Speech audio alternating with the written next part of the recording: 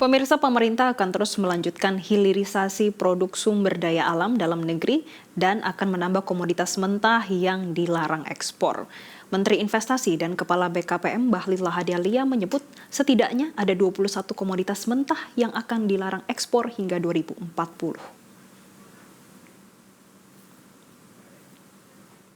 Pemerintah akan terus melakukan hilirisasi produk sumber daya alam dalam negeri untuk memberikan nilai tambah bagi ekonomi nasional. Menteri Investasi Kepala Badan Koordinasi Penanaman Modal BKPM Bahlil Lahadalia dalam webinar Indef hari Rabu mengatakan, setidaknya ada 21 komoditas yang dilarang ekspor dalam bentuk mentah hingga tahun 2040 mendatang. Setelah nikel, tahun ini pemerintah akan melarang ekspor komoditas bauksit dan tembaga. Bahlil menyebut pihaknya telah membuat peta jalan hilirisasi Indonesia sampai tahun 2040. Selain bauksit, tembaga, timah, kita juga sekarang sudah membangun yang namanya peta jalan hilirisasi bagi Indonesia sampai dengan 2040 di 21 komoditas. Yang jumlah investasinya kurang lebih sekitar 545,3 miliar US dollar sampai dengan 2040.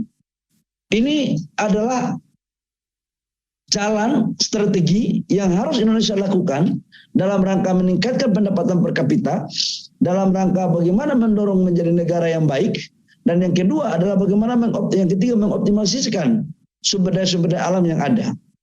Ini adalah strategi negara. Bahlil menambahkan dari 21 komoditas yang akan dilarang ekspor terbagi dalam 8 sektor prioritas, yakni mineral, batu bara, minyak, gas bumi, perkebunan, kelautan, perikanan, dan kehutanan. Investasi hilirisasi produk sumber daya alam ini menurut perkiraan Bahlil akan mencapai 545,3 miliar dolar Amerika atau sekitar 179,5 triliun rupiah dengan asumsi kurs 15.000 per dolar.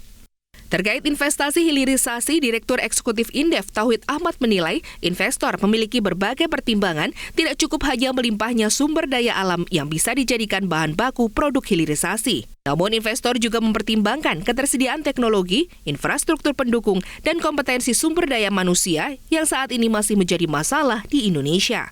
Tauhid menyebut investor sangat memperhatikan nilai keekonomian proyek hilirisasi yang ditentukan oleh banyak aspek.